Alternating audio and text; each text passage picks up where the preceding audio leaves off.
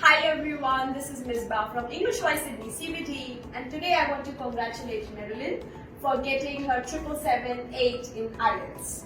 I just want to ask her what her journey was like, what problems did she have, and in all, put a message out there to inspire other students. So Mary, what problem did you have overall before starting, and how did you overcome them?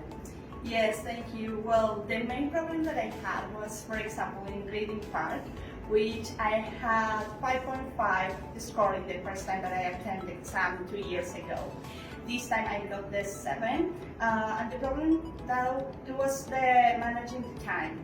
I didn't have enough time to answer all the questions in the first time, and then with all the strategies that I get and all the practice that I could have for this attempt, well, I could finish all the questions on time and get the score. And an additional problem that I had was in listening, because I didn't have the option to get the focus on the specific points that I had to in the questions, and now I know which are the focus and the principal things that they are asking for, and now I got the 8, in which I had before 5.5 when I took the exam the first time.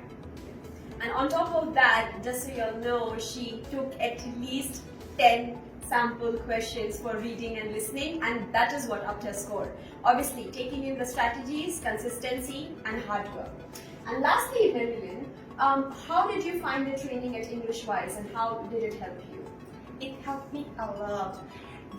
All the strategies on classes that I learned were really helpful. Also, all the material that I had the chance to take for practicing at home and also practicing here in EnglishWise were absolutely helpful.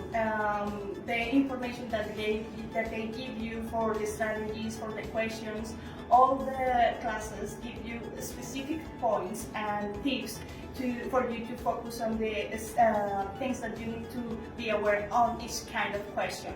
So that's the thing that helped me a lot, and the trainers as well. They have all the knowledge and experience that can give you these tools to get the scores that you want.